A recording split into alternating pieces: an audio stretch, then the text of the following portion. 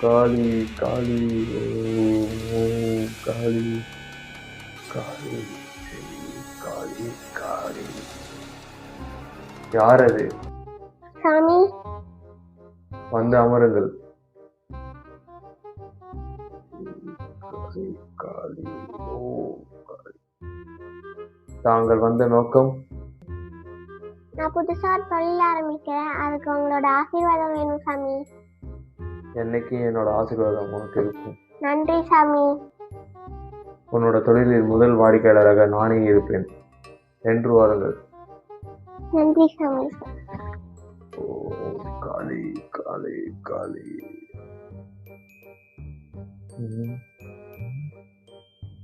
ஆமா, என்ன தொழில் ஆரம்பிக்க போறீங்க? சாந்தி சவப்பெட்டி கடை. உன்னோட தொழிலில் முதல் வாடிக்கையாளராக நானே இருப்பேன்.